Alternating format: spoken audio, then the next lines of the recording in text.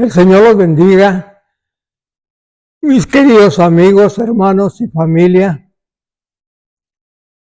Qué hermoso es ver que ya casi el mes se fue. Ahí viene ya julio. Qué tremendo que pasen los días tan rápidos. Pero el Señor aún me permite. A veces yo repaso, quiero ver cómo salió el mensaje. Y veo que una cosa ha disminuido. Ya no tengo el énfasis y el fuego con el que empecé, pero aún sigo dándome a entender y buscando de la benevolencia de ustedes para seguirme escuchando, porque siempre tendré una palabra. Acabo de comunicarme con una hermosa pareja allá de Ciudad Juárez, los hermanos Rocha, fieles amigos y compañeros que fueron de mucho servicio. Cuando mi esposa tenía las citas médicas, ellos fueron los que nos agenciaron todo. Que el Señor los bendiga. Así es que vamos a hacer una oración y ver qué es lo que el Señor tiene para nosotros. Es algo interesante, porque si ustedes son como yo, cuando buscamos, miren, allí en la iglesia en que estoy, la iglesia filipina, casi todos ya tienen teléfono, Biblias escasas. Y mi ruego, mi insistencia es que no abandonen sus Biblias, porque hay tantas cosas escondidas dentro de la palabra que vamos a necesitar tarde que temprano. Yo le doy gracias al Señor porque yo no la he abandonado. Para mí es la razón de mi vida el poder orar, interceder y aprender. Un día le pregunté yo a mi padre espiritual que si había una edad donde ya lo sabríamos todo y me dijo, no, hijo, la Biblia siempre tiene algo nuevo para ti. Y ahora lo entiendo. Así es que el Señor nos acompañe. Señor divino, te damos gracias por tu bendita palabra, por su divino amor, su paciencia. Gracias por su confianza, porque quienes somos no somos nadie. Y qué responsabilidad tan grande y tan hermosa. Qué privilegio, Señor, que usted ha hecho de nosotros unos heraldos, unos que ha confiado su palabra para animar nosotros a aquellos que sufren. Ayúdenos que nuestra ignorancia y nuestra inactitud no sea causa de que almas se pierdan. Quita, Señor, todo espíritu de ignorancia, de insensatez, que no sea cosa que pueda intervenir en nuestras vidas, el temor de fracasar, que toda la gloria y todo espíritu de arrogancia sea derrotado y solo tener una cosa en mente, compartir el Evangelio con aquellos que no lo conocen. Todo lo necesitamos para ser victoriosos. Que la presencia divina de su Espíritu nos acompañe en esta tarde. Amén.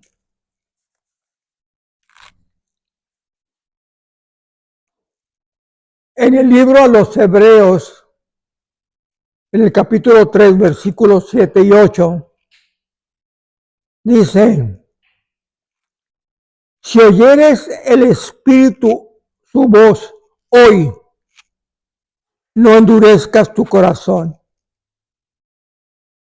Si el Espíritu de Dios te va a hablar hoy, no lo ignores. Yo oí una vez allá en Texas que claramente me preguntó, ¿tú qué has hecho? me agarró de sorpresa y le iba a decir todo lo que según yo, merecedor de elogio. Y dije, Señor, yo no he hecho nada, porque tú lo has hecho todo. He entendido que hay dos libros, uno de buen tamaño, que es el libro de las memorias, y el otro libro más grande de las cosas que hemos dejado de hacer. El juicio no va a ser por lo que hayamos hecho, sino lo que hayamos ignorado de no hacer. Cuando hay rebeldía en la persona, en la mujer o en el hombre, y no se quiere sujetar a lo que la palabra dice, está en peligro, porque podrá hincarse a orar, podrá conocer porciones bíblicas, pero Dios no lo reconoce.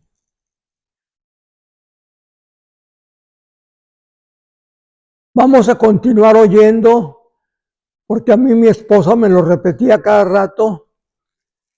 No es como tú empezaste la vida en el Señor, sino cuenta cómo tú la vas a terminar. Y en Hebreos 12:1 dice una hermosa historia. Dice, por cuanto un número tan grande de hombres de fe nos contemplan en el cielo, me imagino yo, hay un barandal y la gente puede vernos, quizás seres queridos que ya están allá, nos contemplan. Así que despojémonos de cualquier cosa que reste agilidad o nos detenga, especialmente de esas cosas que con tanta facilidad se nos enredan en la vida, que hace que no corramos con paciencia la carrera que Dios ha puesto delante de nosotros. Cuando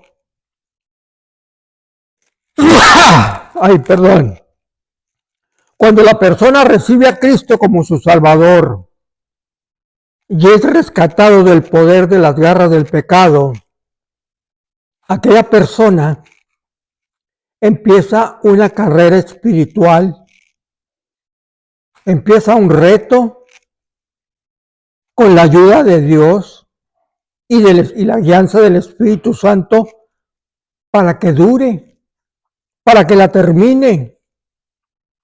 Y hay un gran número, una gran cantidad de gente que recibieron al Señor con un gran gozo, algarabía, pero no permanecieron, duraron muy poco, declinaron, fallaron y se apartaron.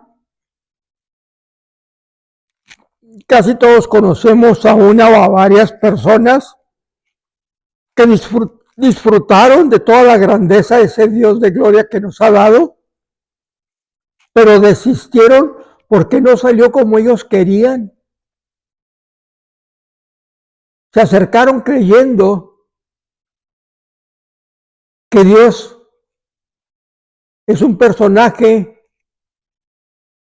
que cualquier gusto, cualquier deseo bueno o malo, no lo tiene que dar. ¡Qué equivocados! Él provee la verdad, los recursos y su Santo Espíritu para motivarnos y no salirnos de la carrera. Acuérdense que Dios conoce a los suyos. Vemos alrededor y somos participantes, pero vemos a unos que no les interesa esa cita de Hebreos 12, de que estamos rodeados de un inmenso grupo que nos contemplan. Un día, este es un mensaje que les voy a decir por qué fue la motivación de esta plática. Yo fui uno de los cooperadores del gran predicador Gille Ávila. En las campañas habíamos 120 o más pastores que nos poníamos nuestras más elegantes garritas porque queríamos salir en el estadio, ya sea abriendo o cerrando. Y la coordinadora de Gille Ávila se llamaba Gloria la señora. El Señor la guarde en gloria, si es que aún vive. Me agarró una estimación y me decía, Rivera, mañana que estemos en la comida con Gille Ávila, ponte un saquito para que la televisión te hable. Decía, Gloria, no, a mí no me gusta. No, ¿cómo que no? Entonces llegaba a la televisión. Estaba la cuadrangular, la Pentecostés, como 5 o 6 diferentes iglesias, y a cada uno les iban haciendo quiénes eran. La mayoría de ellos eran doctores de la palabra, de mega iglesias. No tan solo tenían iglesias, tenían institutos. Y cada uno decía, tenemos tantas y una escuela. Y cuando llega conmigo, me dice, ¿y usted, hermano Rivera? Digo, yo estoy admirado como Dios usa antorchas como estos siervos de Dios y un cerillo como yo, pero alumbramos la luz del Evangelio. ¡Wow!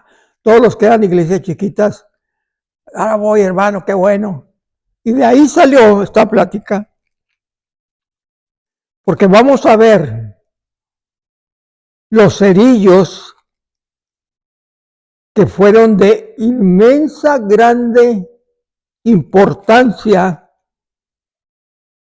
en la vida de Pablo. Tuvieron el privilegio de sus nombres fueran recordados.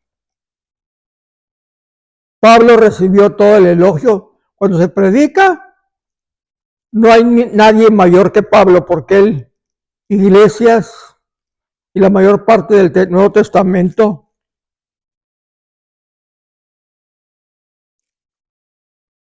en Colosenses 4 empieza el primero y el más importante, creo yo, por lo que he leído. Díganle a Arquipo, fíjense qué nombrecito, pobrecito, Arquipo, que no deje de hacer lo que Dios le encargó. Fíjense que listo, inteligente. ¿Cómo saber atraer a la gente para que sirva? Porque ahí le dice saber, Arquipo, haz lo que Dios te manda. Dice, díganle que cuide el ministerio que ha recibido del Señor para que lo cumpla.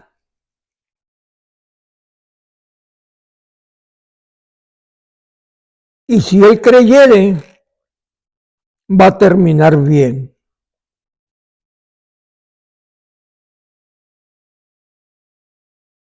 Tuvo que entender que Dios lo había dotado y le había dado un ministerio único para la gloria de la palabra, único y diferente, para que se envolviera todas sus energías y emociones durante la vida aquí en la tierra. Pablo siempre estaba preso. Si yo les pregunto, ¿por qué Dios nos dejó aquí en este mundo lleno de problemas y desengaños? ¿Por qué al salvarnos no nos llevó con Él para estar con Él en gloria y disfrutar la vida eterna?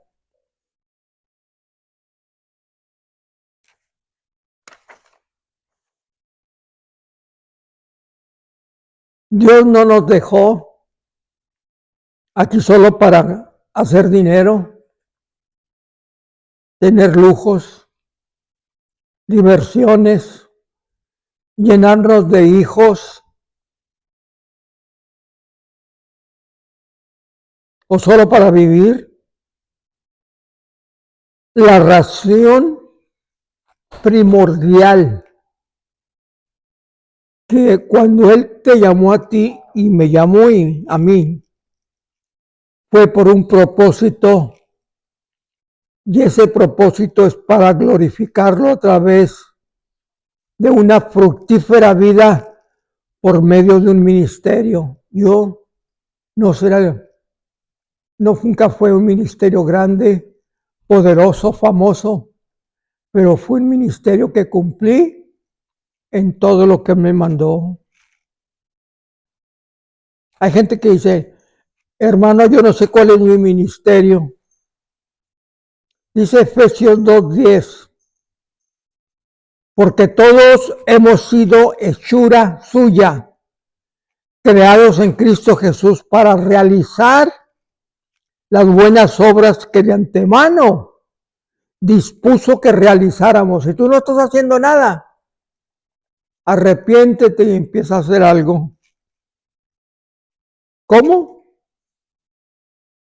Por medio de la vida que vivimos, el trabajo que hacemos y cómo le servimos. A cada uno nos ha dado dones que podemos emplear para su servicio, para su obra. No vamos a saber cuál es el don hasta que no lo pongamos por obra. Cuando yo fui llamado, yo les he platicado, para ser pastor, yo me reí.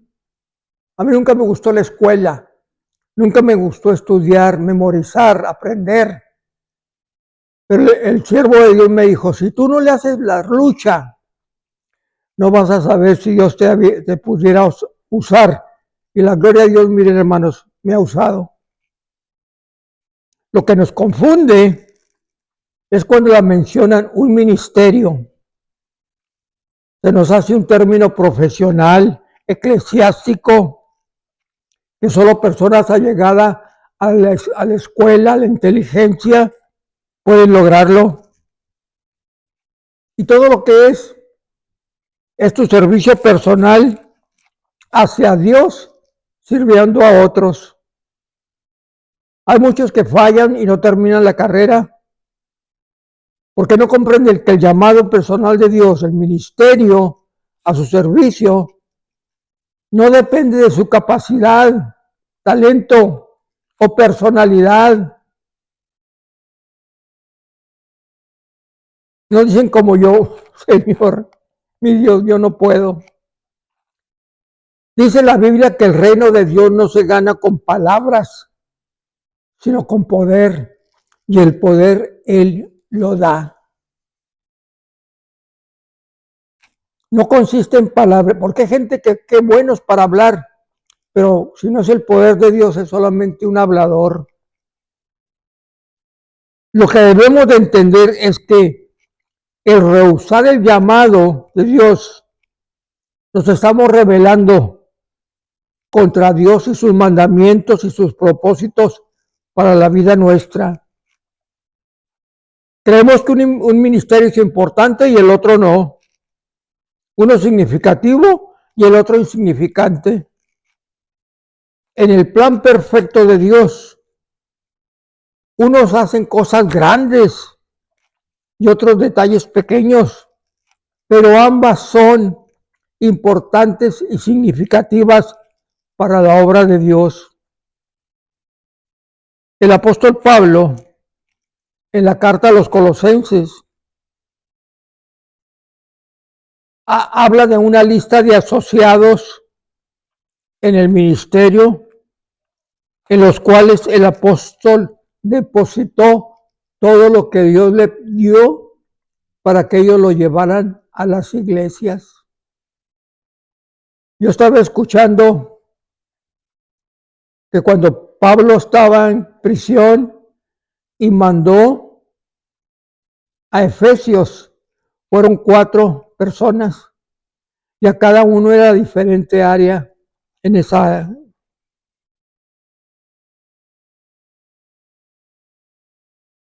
Todos conocemos los personajes que la Biblia nos da: Pedro, Pablo, Juan, Andrés, Tomás.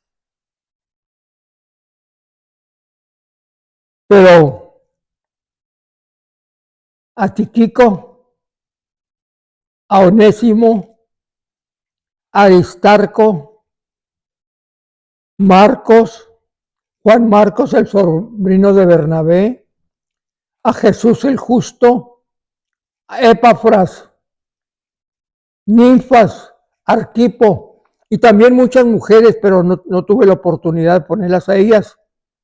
Pablo era una antorcha, pero necesitó estos cerillos para que su lumbre se prendiera, y hasta la fecha sigue prendiéndose. Cuando el Señor le dijo a Ananías: ve a orar por Pablo, que estaba ciego, después de haberse encontrado en el camino con Jesús.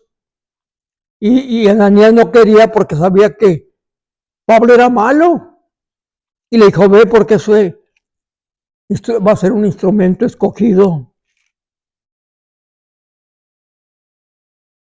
Miren cómo se expresa Pablo de Tíquico: nuestro amado hermano, fiel siervo, esclavo siervo del Señor, les va a llevar la palabra, la información, y les contará cómo me va. Él era muy trabajador, muy servicial, para que conocieran las circunstancias en que él se encontraba y para dar palabras de ánimo, predicar a vuestros corazones, que los consuele y los anime. El mismo espíritu de Pablo, Dios se lo trasladó a este personaje para que él hiciera lo que Pablo no podía hacer en persona. En esta iglesia, en 2 de Corintios, en Hechos 20, lo vuelve a halagar. Dice: Tíquico, mi queridísimo hermano y fiel colaborador de la obra del Señor, les mando. Había problemas en la iglesia, problemas teológicos, discusiones necias, sin obedecer a la ley judaica o a la verdad de Pablo.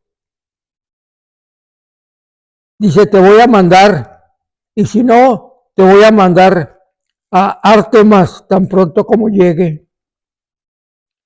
Qué tremendo que un simple cerillo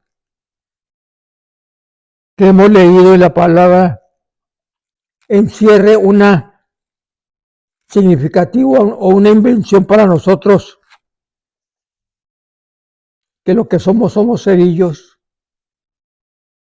Tíquico era responsable de llevar los mensajes y el crecimiento de las iglesias, y jugaba una parte importante en la distribución de la palabra de Dios, porque era un ministerio importante, claro. Tíquico quería servir, y lo que yo veo ahora, iglesias de miles, pero no creo que en eso donde hay miles Hay gente que quiera servir hablándole al perdido. Ellos están conformes con la fiesta que tienen, van como si fueran a un teatro. Otro era Onésimo, Aristarco.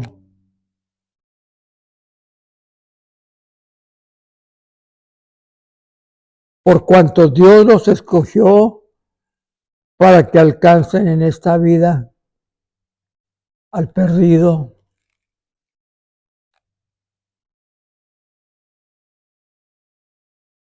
Si Dios te escogió, porque aquí está. Si se te ha pasado la vida no haciendo nada, nunca sabrás si podías haberle servido. Hay solamente uno que empezó bien, pero acabó mal. Miren cómo se refiere Pablo a él. En el versículo de 2 Timoteo 4, Pablo exhorta: he peleado la buena batalla, he acabado la carrera, he guardado la fe. Por lo demás me está guardado la corona de justicia, la dará el juez justo a todo aquel, y no solo a mí, sino a todo aquel que ama su venida. Procura venir pronto, le dice. Dimas me ha desamparado, amó el mundo y se ha ido a Tesalónica, se lo llevó el mundo. La única razón por la cual el que empieza bien y termina mal es porque ama las cosas del mundo. ¿De qué le sirve al hombre ganarse el mundo y perder el alma? Dios tiene el plan para ti y para mí. Y Él quiere que experimentemos el gozo y la satisfacción al servirlo.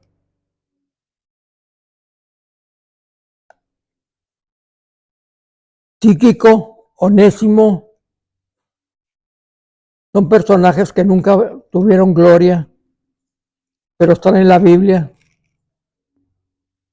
Y la Biblia dice que si el Espíritu Santo te habla hoy, no te endurezcas. ¿Cuál es la excusa que vamos a dar? No hay. Buen siervo fiel, en lo poco has sido fiel, sobre mucho te pondré. Entra en el gozo de tu Señor. ¿Cuánta gente muere sin saber cuál fue el propósito para su vida? Pero tú que estás oyendo la voz del Espíritu Santo hoy, haz algo. Habla a aquel que está necesitado, en la oscuridad, atado, en vicio. Adviérteles. Recuerda lo que dijo Pablo. En el futuro nos está reservada la corona de justicia que el juez justo nos entregará en aquel día, y no solo a mí, sino a todos aquellos que amamos su venida. Yo amo su venida. Amo su venida. Ojalá que tú.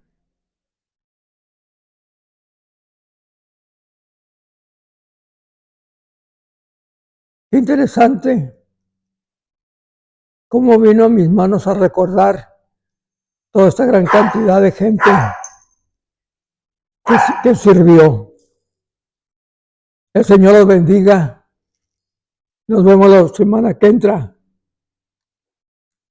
Cristo los ama y yo también.